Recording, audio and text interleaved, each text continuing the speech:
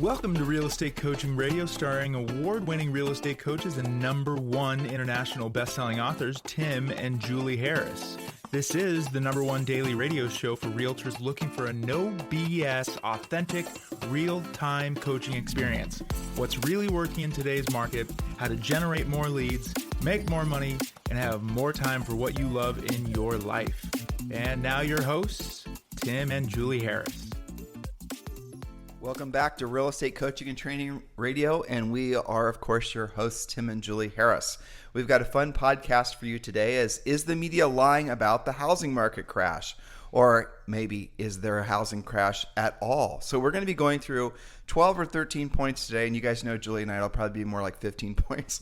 And these points are designed to, I think, really encourage you and to motivate you to see through the haze and the malaise that's out there about the housing market, and then to share these points with not just other realtors, but also with your prospective buyers and sellers. It's critically important that you understand what is truly going on in the housing market, and these points are not just going to be based on Julie and I's opinion. We're basing these on fact. And Julie, I went through your outline and you did an excellent job. Thank you for preparing all this. I can tell you spent a ton of time on this. Yes, and trying to keep it very much on the positive end of the spectrum, because as we all know, the media loves to jump into the drama and make you feel like the world is coming to an end, the sky is falling, and you'd better freak out. So we don't prescribe to that, and so you want to take some notes, keeping it positive. You know, it occurred to me when I was reading your notes today and I was thinking about this topic that I bet you that there's reason to believe, and we'll get into this in a second, that the idea that there's a housing market slowdown is commensurate with the idea that the Fed can somehow slow inflation. And it could very well be that the media is in cohorts with essentially the government to try to discourage people from buying housing, and in a way trying to, throw some water on the fire to cool things off for the sake of lowering inflation. And I think there's a lot of reasons to believe that there is, because we've certainly seen in the last really 3 or 4 years examples where these government agencies work hand in hand with whatever the government policy is. So it's going to be fascinating as we go through these different points, and you guys can summarize and I think figure out your own opinions, and that's what we encourage you to do. Don't just listen to us, go and form your own opinions. But the reality of it is there's definitely a transitioning market that's going on, but the transitioning market is certainly not what maybe a lot of you have been led to believe. So we're going to be going through those points today. Now, before we get to point number 1, we want to invite all of you to become Premier Coaching members, and we are running a promotion. I think we're going to probably continue this beyond the month, but the reality is you can join Premier Coaching right now absolutely 100% for free. And this is not a watered-down version of our Premier Coaching program. This is the full coaching program for the first 30 days. You get a DISC personality test. You get the buyer scripts, the seller scripts, listing presentations. You get a sample of the pre-listing pack, lead generation ideas, passive lead generation ideas, real estate treasure map. Guys, you get so much content. And why are we doing this? Because we know the market's adjusting. We know a lot of you are looking for direction, and this is what Premier Coaching will be for you. And it's free. There's zero risk. This costs you nothing. Just text the word Premier to 47372. Text the word Premier to 47372. Oh, and yes, this does include daily semi-private coaching calls with a Harris certified coach. That is correct. You will be able to have direct interaction with your own Harris certified coach Monday through Friday, and it is all free, and you can join now. Just text the word Premier, Premier, to 47372, and remember, a message and data rates may apply. And for the hundreds of you that have joined since we started offering this about a week ago, welcome. We're sending out emails for those of you who have not completely ramped up into the program yet. Make sure you do. So for the hundreds of you who have already joined, make sure you're logging in and you're attending the daily semi-private coaching call. It's really critical that you do that. And then log into Premier and then start on lesson 1. And it's really all laid out there between what you can download and you can use scripts and whatnot, and the training videos. All the information is there. And guys, this coaching program is absolutely perfect for this market. This is really the foundations of all of Julie and I's coaching program, and all the years of work we've done, 30 years in the real estate industry. Everything really culminates in a market like this, because it's easy to look like you're very successful when everyone else is very successful. It's the old thing that, what does Warren Buffett say? When the tide comes in, you can see the people that were swimming without swimsuits. Well, that's what's happening right now in the real estate industry. So if you can see that tide's coming in and maybe you haven't quite got your swimsuit all the way on, this is your opportunity to do it. So just text the word Premier to 47372. Remember, message and data rates may apply. You can join right now listening to the podcast, so do not delay. Text the word Premier to 47372. So before we get to point number one, Julie, you were telling me on our morning walk this morning about a lot of the coaching calls that you've been doing and some of the things you've been hearing. Yes. And so if you could share, because I think the things you told me, and I asked you to stop telling me these stories and save them for the podcast. Yeah. Well, it's because they're so encouraging, frankly. They are. Absolutely. Okay, so remember that this is the edge of a market shift, not a crash. So what happens in a shift? I wrote down 3 or 4 different things that seem to be happening fairly consistently. And remember that you're going to have certain homes that are still hot and other homes that are not, for example. So one thing that I am hearing from pretty much everyone is that the buyers that are still in the market after the interest rates have gone up and prices continue to go up, these buyers are pretty serious. And one of the things that they're doing is not just calling the listing agents, you win either way, but some of these buyers are so serious, they're finding the phone numbers of the sellers and calling them to see how they're going to win. Now, this is a reflection on buyer agents not getting them to the finish line. Well, you gave me a story this morning. You told me a story about Sue Erdman, right? I love mentioning names of coaching clients. I know, yeah. Because it always makes them pee a little bit when they hear us on the podcast. That's Yes, right. hopefully Sue in a good Erdman way. in Wisconsin, we're talking about you. Julie was telling me about a coaching calls you guys had. So tell that story. Yes, well, she had a great open house. Those of you who are not doing open houses in this market, refer to our open house podcast of how to monetize that. But she had a really kick-ass open house, and as a result, she got a whole bunch of offers. And her feedback on that was, I think she had like 12 offers on this house, is that only one of those offers had a respectable lender letter. Which we did a podcast on the previous week, in which, by the way, Julie's in the midst of writing another podcast about the specific things to put in a lender's letter when you're working with buyers, or if you're on the listing side, what to look for from the lender. And you guys were responding. I was actually shocked but thrilled that we discovered something that so many of you guys didn't know anything about. So we're going to be presenting a podcast about that next week. But Sue did know about that. Sue had taken great notes, and obviously she has Julie as a coach. And actually, you told me there's 15 offers. Yeah, and only one of them was the clear front runner because it had a really great lender letter that was very specific. I think she even said that the lender had called her to vouch for the borrower, and that this was obviously the front runner. But of course, sellers still want to counter, and they countered, and this led to another conversation about another trend that we're seeing, and that is that because the market's been hot for so long and because you're still getting multiple offers, sellers still feel like they should counter even a really great offer. And I can't remember if it was Sue's or another coaching client, similar story, that the seller had said, well, what if we counter and we don't hear back?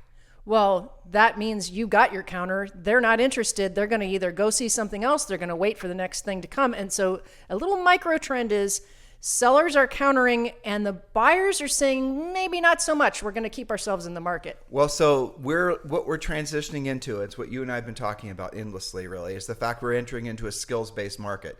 So there's a whole bunch of scripts and things that Sue, and I'm sure you're helping her with, needs to know prior to even getting the listing active. She's going to have to start, and all of you need to start, priming the seller for being reasonable and essentially realizing that this is not 2 weeks ago's or 2 months ago's market. And now a lot of that has to do with telling them what happens if they turn their noses up or over negotiate a contract, and showing them that the ramifications of more inventory entering the market. Show them the ramifications of the rising interest rates, and not just look. She received 15 offers, guys, but I hope you were listening to what Julie said. Only one of them probably was really truly financially qualified.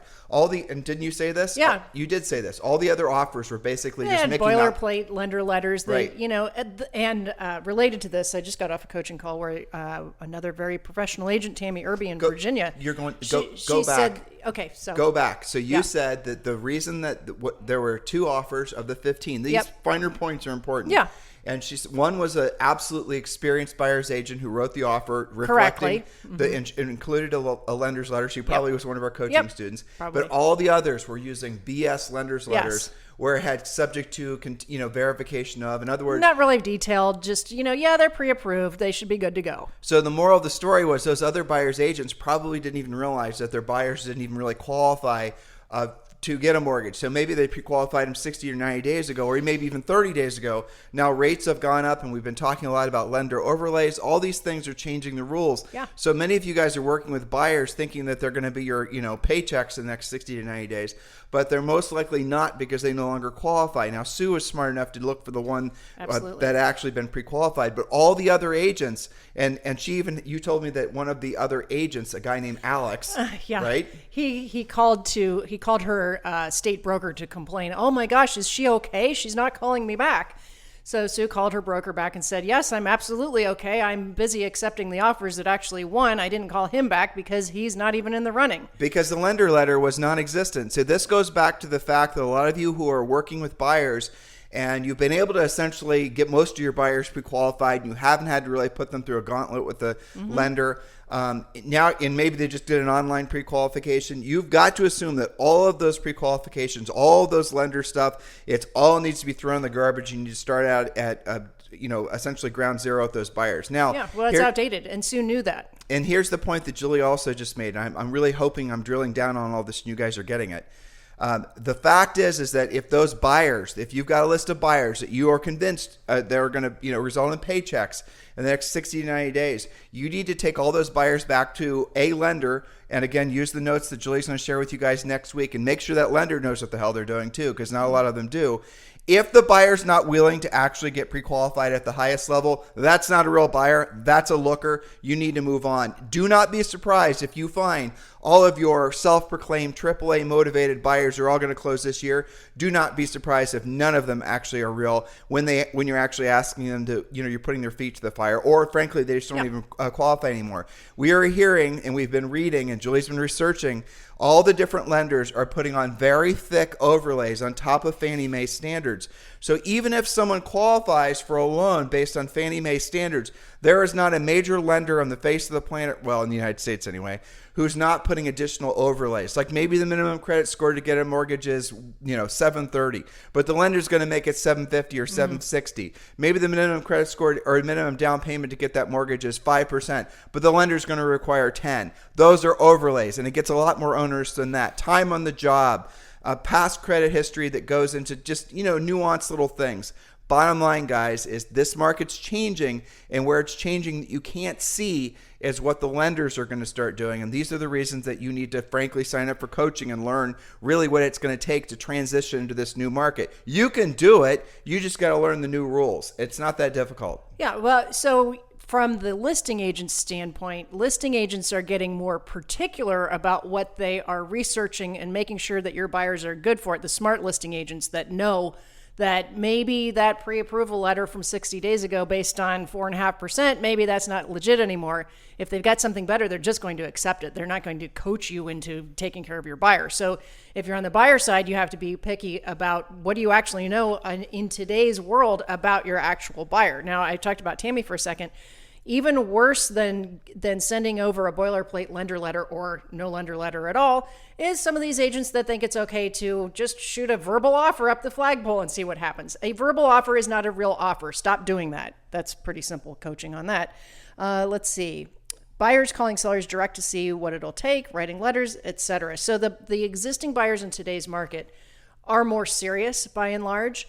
But just because they are motivated does not mean they are still qualified. And that's why we're going to do a podcast next week. You did a little prequel for that about, I think I have 12 questions to ask a lender about their lending. What kind of loans do they specialize in, for example? What kind of overlays are they using? I'm giving you those questions to ask your existing lenders because a lot of the lenders aren't used to this market either.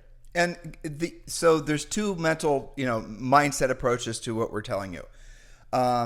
If you have a database, whether it be a small or large, with leads, and you're dripping on them and emailing them, and a lot of you guys have been seduced into believing that's actually going to result in paychecks for yourselves, I challenge every single one of you to get into those leads and then call them and then find out what their actual motivation is. Use our, if they're just buyers and they have no homes to sell, use our buyer pre-qualification script and find out how many of those leads are actual leads. And if anybody is more than maybe 60 or 90 days out, as far as motivation goes, like Mr. Seller, or rather Mr. Buyer, ideally, how soon would you like to be in your next house? And, well, I don't really know. I have to find the right house. Well, Mr. Buyer, if I were to show you a house that met all your criteria, the house checked all your boxes, condition, location, everything is exactly the way you wanted it, price was great, on a scale 1 to 10, Mr. Buyer, how ready would you be to purchase that property? Well, probably a 7. Okay, a 7, great, congratulations. So what would it take to get you to a 10? And then you're going to find out what their actual motivation is. Well, I have to wait for pigs to fly. That's one. Right. And I have to wait for, all these other things. Okay, that's not a real buyer. Remove them from your database. Quit dripping on them, because what happens is the mindset of an agent who has a lot of leads is not the same as a mindset of an agent who has a lot of closings. An agent with a lot of closings has barely any leads because they're pre-qualifying their leads at the highest level. They're looking for reasons not to waste time with that potential buyer or seller. You guys are looking for reasons to put them in the drip campaign, hoping the drip campaign somehow will magically and mystically create over time that person will eventually become a transaction. Don't think like that. That'll make you broke. Yes. Now, if you are a buyer's agent and you are working with buyers, showing them property today, and you keep on losing, you've got to ask yourself, what is going on with that? Especially if you have used the pre-qualification script and the buyer is really serious. It's an interesting trend I'm also seeing is that some of these buyers are actually more serious about buying than their buyer's agents are about helping them, because the buyer's agent doesn't know what they don't know. So a very specific trend that I have from my listing agents is that they have buyer's agents going to them for help, and some of the smart listing agents are actually partnering with them to get the jobs done and doing a little bit of light coaching. So that shows you, the desperation of buyers getting in contract. Well, we talked about that before, obviously, and one of the trends when the market's really changed is when it's what you just described. It's basically when a listing agent sees, for example, most likely a very inexperienced buyer's agent show their property multiple times and the buyer's agent is not submitting an offer. A smart listing agent is going to then submit a seller's offer to sell to that buyer's agent, opposed to waiting for the buyer to write a buyer's offer to buy. In other words, the listing agent is going to go to the seller and say, listen, I can see Betty the realtor here has these buyers and evidently they're not stepping up to the plate. Let's go ahead and write a purchase contract, but let's just make it a seller's offer to sell. And yes, it can be at list price and the rest of it. Send that on over to that buyer's agent, and you'll be surprised how often the buyer's agent is going to be going, holy smoke, you just did my job for me. Present that to your buyers. The buyers are going to sign it, and you just sold a house. Right, and then you just negotiate it from there like a normal deal. Well, I mean, even if there is any negotiation necessary, Yes. yeah, definitely. All right, so guys, we are going to answer the question, and we're going to do it based on not emotion, but we're going to do it based on facts. Is the media lying about the housing market? Is there a crash? All right, and Julie went through all these points, and we're going to cite as many of our points of reference as possible. And I'm reading your point number 1. It's excellent. So is the media lying about the housing market? Is there a crash? Point number 1, Julie. Point number 1, home prices are still increasing month over month, even with the rise of interest rates and slower showing activity. According to CoreLogic, nationally, prices are up 20.6% through April 2022. That's the most updated reporting that we have is through the end of April. This matters because it keeps serious sellers interested in cashing out and gives them more money to put towards down payments, rate buydowns, etc.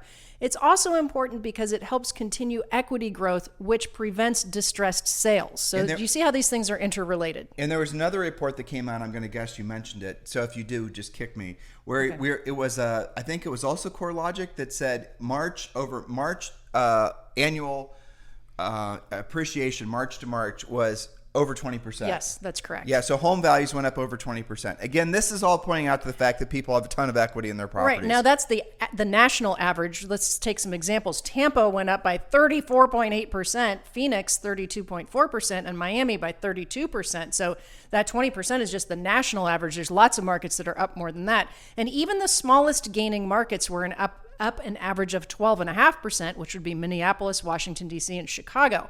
Now, according to Lawrence Yun, economist of NAR, National Association of Realtors, by the end of 2022, these increases may slow to 5% growth. All right, let's freak out. That's what I was about to say. So, guys, you're about to say what I was about to say. Okay, So go ahead. it's also interesting to note that over the past 30 years of tracking home price inflation, the average rate is 3.7%. That takes into account the Great Recession as well as the temporary slowdown in the early days of the pandemic. So the 30-year average is still 3.7%. That's still positive, which is not a housing crash. But so let's talk about this. When you read the media headlines, and these are all going to be, I do firmly believe that they're politically motivated, but when you read the media headlines about any kind of, reduction in numbers of whatever, you've got to read the content, because all they're talking about is hypothetical slowing of price appreciation or inflation. And by the way, they could be completely wrong. And I can give you guys a historical reference, and I'll do this quick.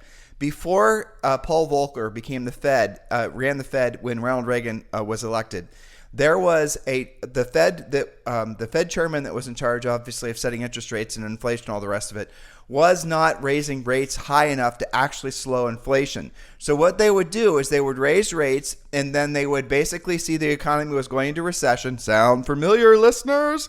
And then what they do is they back off. They get dovish, as they're fond of saying. So the rates would increase, the economy would slow, people would panic, politicians would panic. The whole thing would essentially look like the wagon wheels were indeed coming off. Then they would change course. They'd say no more rate increases. Now notice how, when you read the news, how you're starting to hear about certain politicians and other things saying, you know what, we've done enough. Inflation is slowing down enough. This is good enough, and we're not going to raise it anymore. Now, if the current Fed chairman follows that behavioral pattern, what's going to happen is he's going to indeed say, you know what, we're going to raise rates another half basis point. That's kind of baked in. And then we're just going to wait. We're going to see what happens. We're not going to do anything more, because he would have maybe been listening too much to the politicians. Now, this being a election year, midterm election year, you can be guaranteed that there's a lot of political pressure not to continue to raise rates, because obviously that's going to have an adverse effect on the economy. So what's most likely to happen is the Fed is going to not continue to raise rates like Paul Volcker did until it absolutely positively slows down inflation. Because what Volcker did is the inflation rate was 18% or somewhere in that range, and he raised interest rates to the same as the inflation rate. So the belief is that in order for the inflation rate to truly slow down, you're going to have to somehow raise rates to that same exact number, somewhere in that realm, right? You following us on all this? Now, interest rates right now are what? 5% or something? The inflation rate is easily above 10%. Is it possible that the Fed could raise rates to above 10%? It's possible, but not likely. So then what happened prior to Paul Volcker taking the Fed chair is that the interest rates, what happened is, because there was no consensus and there was no really, I think, political momentum to continue to raise rates, and actually caused inflation to increase its pace. So remember, I said while Volcker, after Reagan was elected president, interest rates were 18% and inflation rate was 18%. During when the previous administration, when Jimmy Carter was president, they weren't that high. It had crept up to that rate, because what happened was people didn't believe the Fed was actually going to fight the inflation by raising rates. And so people didn't change their behavior. People kept on buying. People kept on spending money. People kept on borrowing, because they, essentially there was no real significant reason for them to stop. And then the Fed had to slow it down. So what we think is going to happen is you're not necessarily going to see a leveling off of home price inflation or appreciation, whichever word you choose to use. It's entirely possible that these projections for less inflation or appreciation that some people, or virtually everyone, is predicting that will happen into next year is completely wrong, and we're going to continue on this freight train in terms of inflation and home value appreciation for real estate for some time to come. We will see, but those are your two outcomes. You guys decide which one you think will happen. Related directly to point number 2, what you just said, the mortgage interest rate for a 30-year fixed loan actually decreased last week from 5.25% down to 5.1%. It clearly has immediately affected the market, which is what the Fed's intention was. Now, they may slow future increases. To Tim's point, make sure your serious buyers are locking in their interest rates and that lock includes a float down feature. Again, we're polishing your mortgage brains here. The float down feature means that if the rate goes down again, that they lock in at the lower rates. So it could go either way, and especially those buyers that you're out showing property to. Point number 3, inventory is rising finally. According to Axios, inventory is up 8% year over year. Homes that used to take 24 hours to sell are now taking up to 30 days. That's great news for your buyers who are sick of competing and giving up so many concessions to the sellers. It's also great news for listing agents because they now get to build listing inventory. In some markets, it's even more than that. Oh, and by the way, start paying attention to your expired listings in your marketplace, guys. They are increasing. Point number 4, Julie. There are 0 indicators of a pending housing crash. Homeowners have equity. There's a whole lot in this upcoming sentence. I put it all in one point in case you weren't paying attention to previous long-form podcasts about this. Well, there was a podcast we did on 15 reasons why there's no housing crash. Yeah, and so I'm going to cram that all into one sentence here. Go back and listen to those 15 points, and again, share this with everyone you know, especially other real estate practitioners. By the way, guys, please do share our podcast. Every single one of you should be sharing this podcast or this YouTube video, if you're listening to us on YouTube, with at least 3 other agents. We need to be letting the people, everyone in the industry, know what's actually happening, because if a whole bunch of agents, if a vast majority of our industry starts believing the wrong information about the direction of the housing market, that unconscious, Collective unconscious actually might create something of a housing slowdown. So don't let it happen. Tell people the truth. Which is point number 4. There are 0 indicators of a pending housing crash. This is the short answer. Homeowners have equity. They have locked in super low interest rates and can walk away with cash if they actually decide to sell. Unemployment is low and demand continues to be very high. There is very little subprime, so at-risk homeowners are few and far between. Lenders are more willing to do forbearances or modifications. Stop thinking there's going to be a crash. Here's a note for you. 45% of homeowners are currently what's known as equity rich. This means that they have 50% or more equity in their homes. Even if they were to fall behind in payments, they still walk away with equity, i.e. cash. You and I did some research on this for a previous podcast, and we determined that basically half of all homes are owned outright. The other half of the homes that have mortgages on them, now you have 50% of equity. 50% equity. And then I think we figured out, or we read that 90% are on fixed rate mortgages. Yes. And if 90% are on fixed rate mortgages, then you have to assume that their mortgage interest rate is probably less than 4%.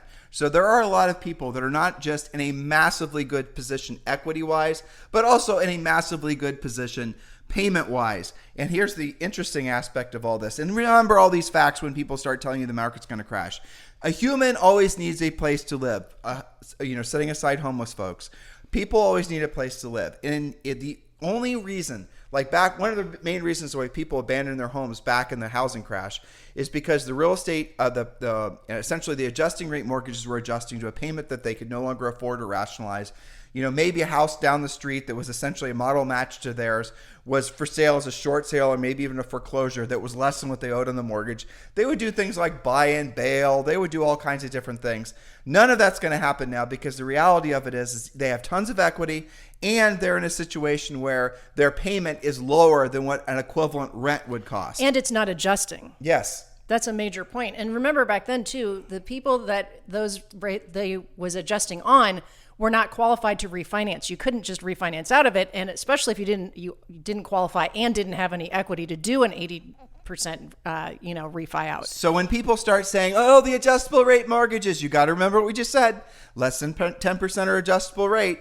Again, look to see how much hype is being made, and they never state the fact that you're talking about essentially a minority of people who have adjustable rate mortgages. But even with that, they could still refund. Who knows when those adjustable rate mortgages are actually needing to adjust? If they took it out last year and it was a 1020 or a 723 or a 525, they still have time on that first term of the adjustable rate mortgage, and they can refinance now, and the interest rates are still relatively low. They don't have to wait for the mortgage to adjust. So you guys got to clear past the glorified The junk. headlines, the garbage headlines, and get to the facts. Well, and the other thing is that the recent mortgages, the past, I think, 5 years worth of newly done mortgages, you know what the average credit score has been? 760, which is dramatically different than the previous boom before the housing crash. But let's talk about that too. Yeah. And we won't get in on a tangent because you and I've I already researched. did, You know I'm going to bring up. So what often happens is in times like this, you guys know what lender overlays are. You're listening to us. Hopefully you're understanding it. But the other thing that starts to happen is the credit scoring agencies all start to screw around with basically what makes up a credit score. So even though if your credit score right now might be 800 or whatever it is, you're going to see that they're going to start changing the algorithm and the formula and the secret sauce and the witchcraft and the alchemy to determine what your credit score is. And we saw last time during the housing crash, wait for it, people that were in the real estate industry were all of a sudden having more credit challenges, even if they had no cash flow problems. I'll give you guys an example. Julie and I knew people who were essentially they were flipping houses. They were making good money, in some cases amazing money, flipping houses during the housing boom. Mm-hmm. Well, it was in summer of 2007, Bank of America started canceling credit lines. So let's say you owned a house and you had $500,000 of equity in the house, and let's say you took a credit line out against it and you were using that money to flip houses. Well, all of a sudden, you got a notice in the mail that's from Bank of America that says, we've frozen your credit line at whatever the outstanding balance is.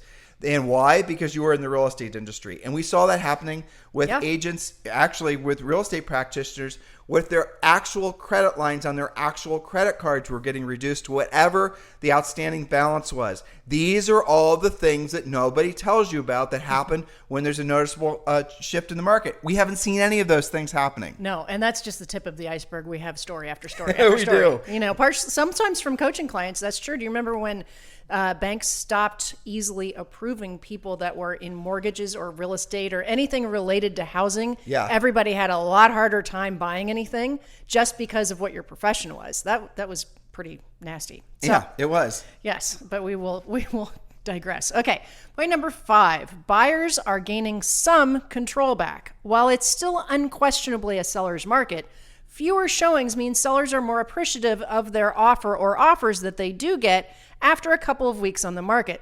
This does not mean that you should be lowballing, but it does mean that you may be able to get inspections and appraisals accepted. Sellers are getting fewer free possession days as well. This all depends on the subject property. Some are hot and some are not.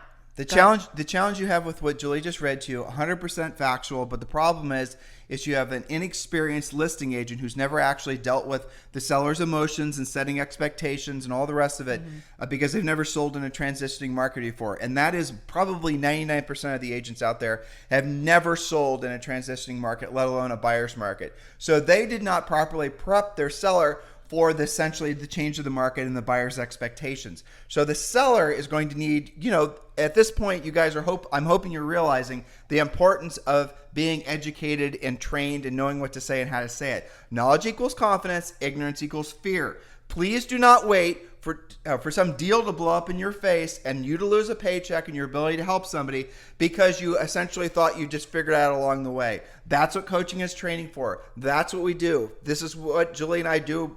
Frankly, our coaching program is, I'm sure if it's not yet, it soon will be the #1 coaching program for real estate professionals in the United States.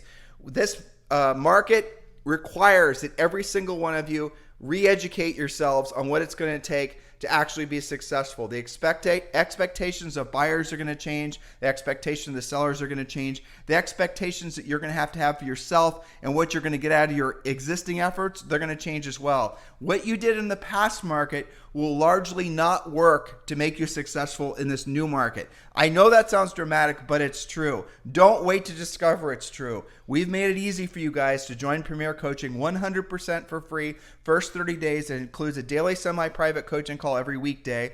It includes the scripts, the objection handlers. It includes proactive and passive lead generation. It includes a DISC personality test. All of this is for free, no strings attached.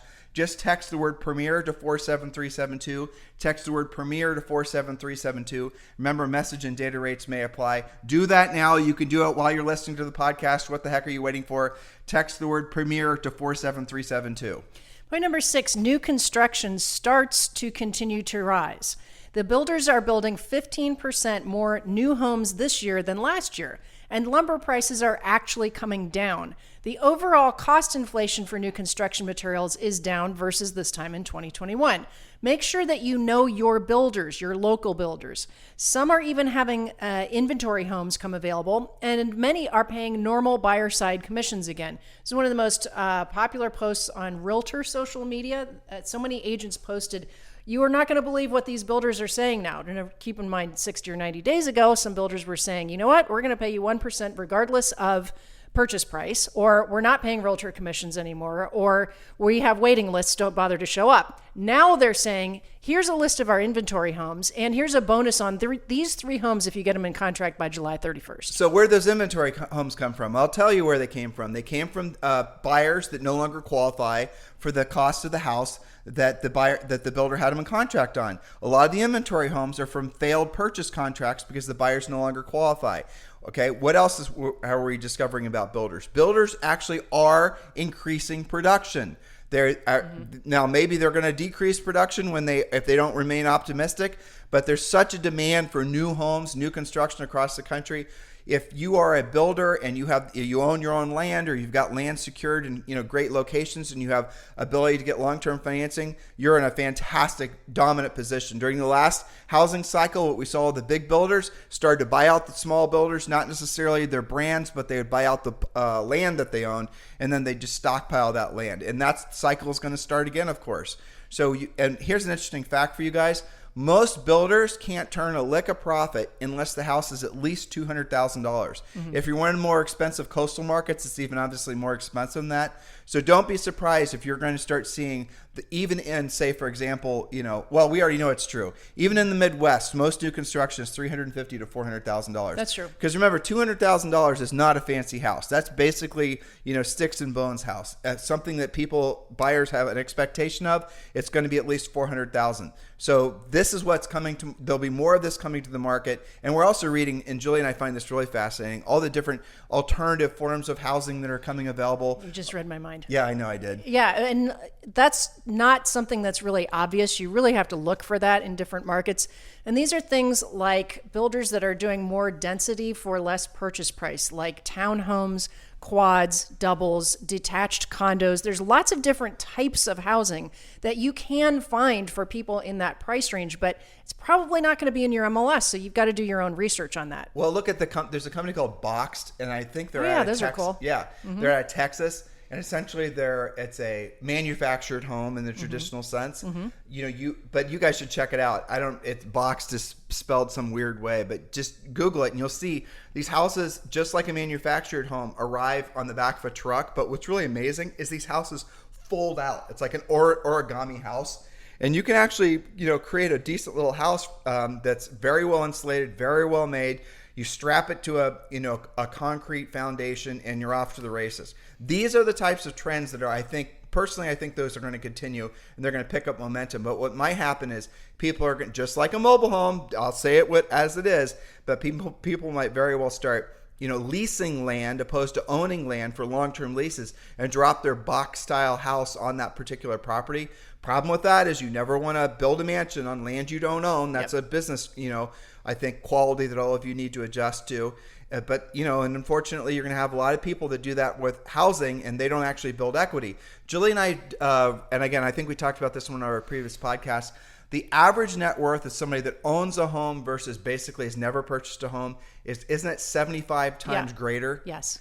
So guys, listen, the idea that owning a home is in any way not going to be one of the greatest drivers of the economy and frankly of people's emotions, but not just emotions, but desires. Stability. Yeah, exactly. That's going to be more. That's more true now going forward than it really ever has been. So you're in the right place at the right time. You're in the right industry. It does not, guys. Here's the simple fact: it does not matter what direction the housing market goes, up or down, sideways.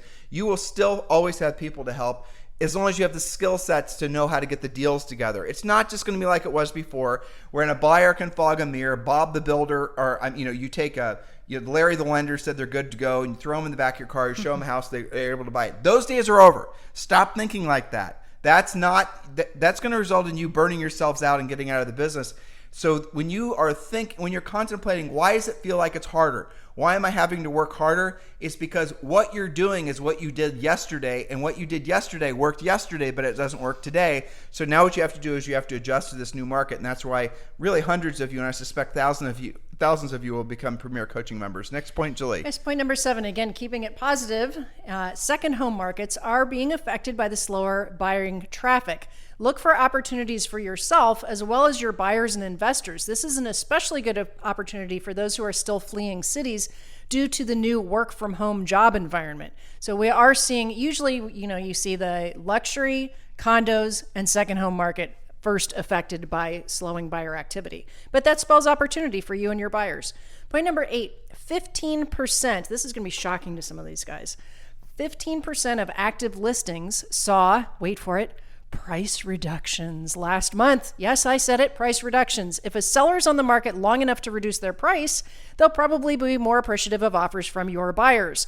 This is also an early indication that prices are becoming less crazy, the market less frothy, and best for all of our proactive lead generators because expireds will be increasing. And do not tell your buyers that you're going to get them some sort of smoking deal. Nope. And you're going to rake the seller of the coals. Do not do that hackish thing that some new agents, generally speaking, sorry, but it's true, try to convince a buyer to work with you by telling them somehow you are the Zen Buddha of negotiating, because you will end up getting fired and they'll end up hiring somebody else, which, by the way, is a topic that Julie is preparing for a future podcast. What's the title of it? I don't have it in front of me, but it's something like when to fire your buyers and when your buyers should fire you. All right, point number 9. Okay, point number 9. Bidding wars are cooling off a bit. Longer days on the market equals less overbidding, guaranteeing appraisal gaps and waiving inspections. This will be a less stressful environment for buyers, buyer's agents, and even the listing agents who won't have to wade through so many offers. Now, remember we're talking about Sue and her large number of offers. Well, that house was less than $200,000. So again, not everything is going to be universally the same. That house was hot. Some upper end, even in her market, are not. So you have to take it on a subject property basis, right? Side note, yes, there are still places in the United States that you can buy a house for under $200,000. It is true. Okay, point number 10. FHA, VA, and smaller down payment buyers are actually getting into contract in many areas of the country now.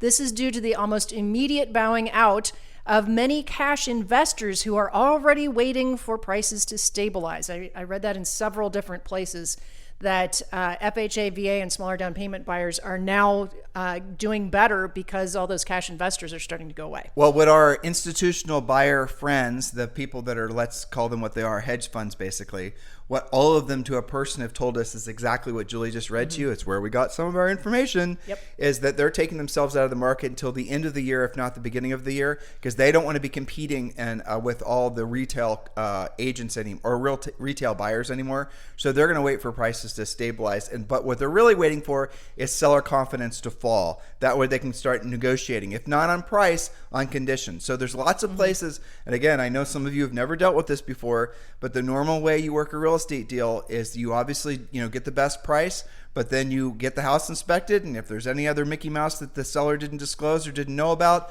then there's another opportunity to take another bite at the apple. This is how a real estate transaction happens. You guys have never dealt with that before. You're going to have to learn. This is the new market that we're in. I know. I have calls like that from time to time, as the other coaches do also, where you'll have somebody that's been in business for like 10 or 12 years and never experienced what we lovingly used to call the secondary negotiation, when you get into inspections or maybe even a cut appraisal where there was an appraisal gap. I mean, you guys it's amazing. The list of stuff you have not had to deal with for a decade is epic. Well, here's the thought. It's funny. In the real world, not this parallel universe we all been living in, know. when a buyer goes in contract on a house and the appraisal basically comes in lower than the purchase price, in the real world, guess what happens? The buyer doesn't cover the gap. The seller lowers the price. That's how it actually works in the real world. We're getting there, kids. Back in the olden days. Yes. Back in the olden days of maybe 10 years ago. And when a house sold for appraised value. Yeah. Yes. Shocking, but true.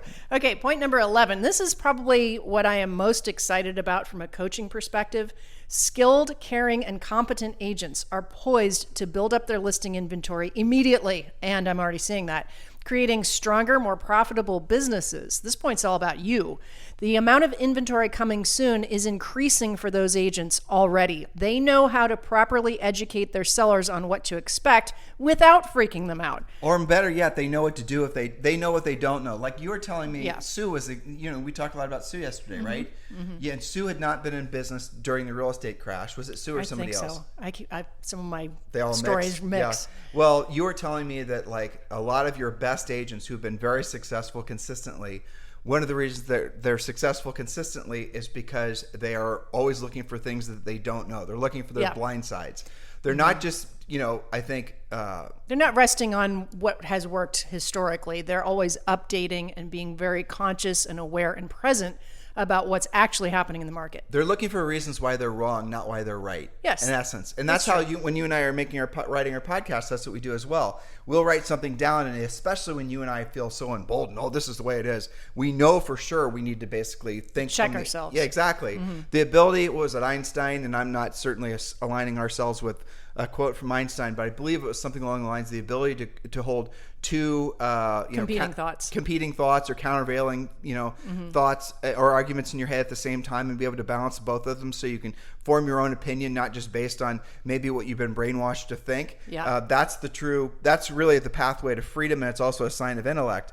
And when we're reading our points and what our podcast is, really everything we do, what we're trying to do is we want to make you guys so that you become your best coaches. You become your best guru. You now not only know how to actually sell real estate, it's beyond just the coaching and the training of knowing the skills.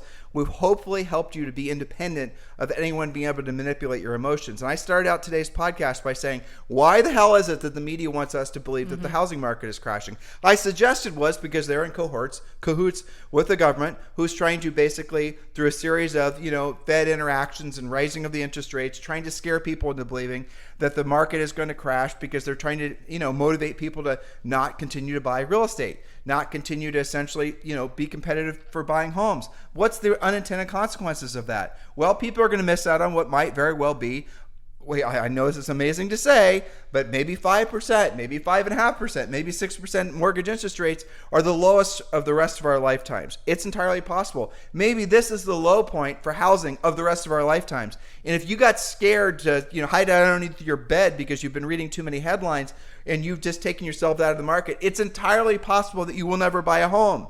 And when Julie and I are 52 and 51, and when we were coming up, sorry, I did say your age. You slipped. But when we were kids, we knew kids whose parents and whose families had always been renting homes. It was normal. It was normal for someone not to be going from house to house to house. They would move to one house, maybe another house, and that's the house that they raised their families in. And why? It was also normal for people not to purchase houses until they were much older. It's because they waited too long. They were trying to time the market. We're going to wait for rates to fall, for prices to fall, and the market got away from them. Those are the types of the fear-based thoughts that unfortunately a lot of people are manifesting right now. What are the unintended consequences beyond what the obvious things are that I just said? When you're feeling fearful, when you're feeling doubtful, when you're not feeling optimistic, how does that manifest in your life in all the other ways? Well, here's what happens. People start creating marital problems. They start creating social problems for themselves. They start drinking too much. They stop working out. They stop they start creating what the fear is manifesting inside of them on the outside. So they're feeling fearful. They're not optimistic that tomorrow is going to be better than today. So something happens in our psychology. You could, mindset gurus can, they've been beating up this concept since the beginning of time.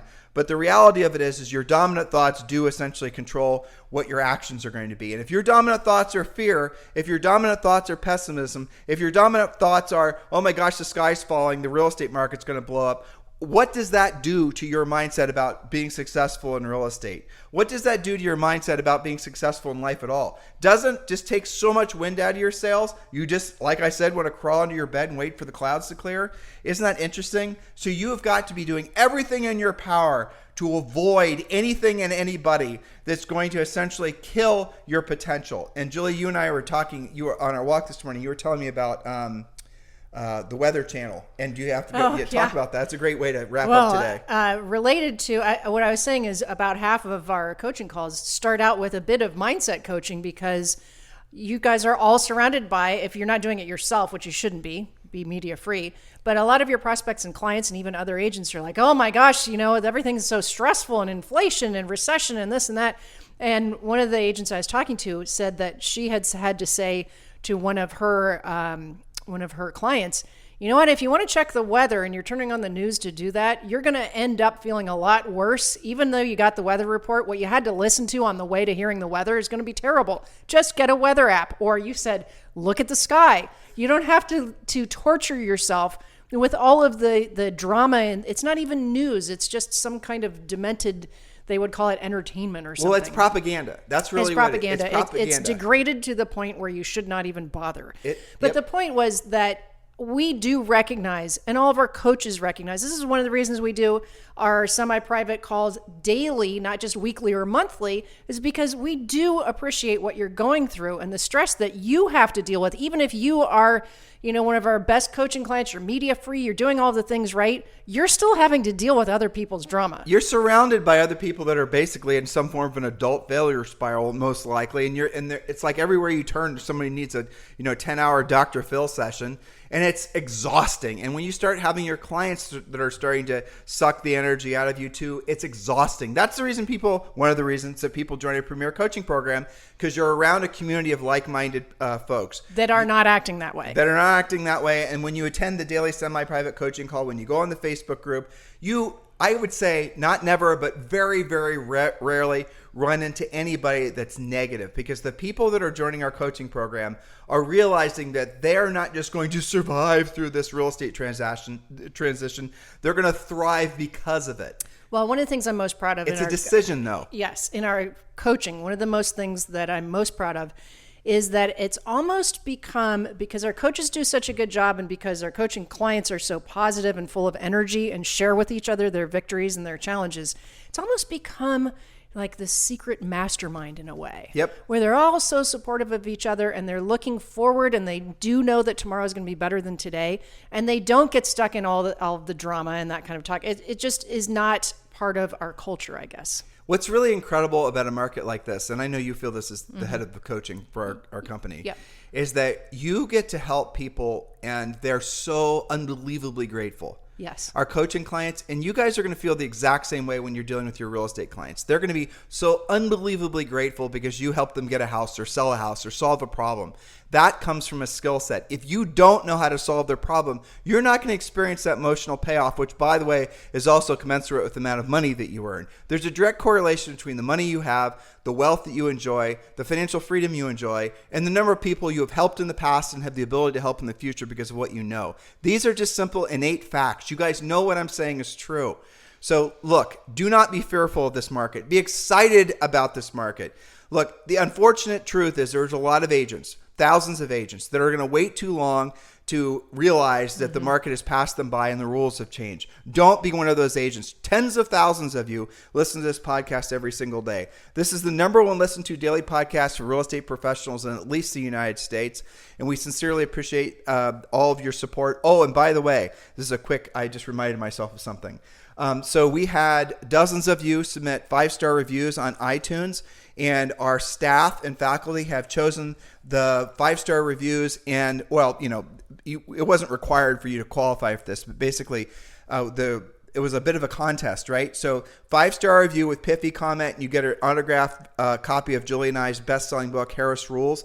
Those are going to start going out today. If you still want to qualify for that, Julie and I are actually doing a lot of book signing and personal message writing over the next few days, and we would love to include you in on that. All you've got to do is just a 5-star review. Ideally, you could do a 4-star, but why would you want to? 5-star is going to make you feel so much better about yourself. That's right. So do a 5-star review and do a pithy comment. That's something why specifically our podcast has helped you, or our coaching program has helped you. And please do leave that on iTunes. Ideally on iTunes, because really all the other places that you can leave reviews like Spotify and whatnot don't really amount to anything. But please do leave a 5-star review for us on iTunes. If you're listening to us on YouTube, please like and subscribe. That does help a lot with helping us, frankly, be in alignment with our mission, which is being of service to you guys. Guys, we were built for this. You were built for this too. You just got to load up a new set of toolbox and let's get to work. Be excited about this market for all the people that you can help. Anything else you'd like to say, guys? Well, back to what you guys are all dealing with. I remember, and you will recall some of our transactions when we were in even a harder market than what they're dealing with. It would seem like your clients are just so full of stress and, you're going through all this together. And then an amazing thing would happen because we solved their problem. We would be at closing, and even the most difficult client would give us a hug. They would shake your hand. They would say, thank you for getting us to the finish line. So even though you guys are having to learn more skills, polish your skills, upgrade your skills, and we're here to help you to do that, we appreciate what you're going through, and just persevere, because the reward is at the end. When you become an even more caring and competent agent, you're able to help more people at a higher level, and you will feel that payoff. There's a hidden coaching message in what Julie just said, and that we could do a whole podcast about this. But the gruffer somebody is, the grouchier somebody is, the more fearful that they are, so more likely that they are going through other life changes that are happening that's forcing the housing transition. This is usually on the seller side. So you've got to understand that when you come across somebody that's a little, gruff, it's probably because they're unbelievably fearful. And when you have the opportunity to help somebody that's in that state of fear because you know what to say, you know how to say it, how do you feel on the other side of that conversation? You feel incredible. And that person becomes an unbelievably powerful source of centers of influence and past clients. When Julie and I sold real estate, we sold between 100 and 200 homes per year for 10 years, right? We sold over 100 homes per year. Our first year in the business, we're in our early 20s. All these things are, documented.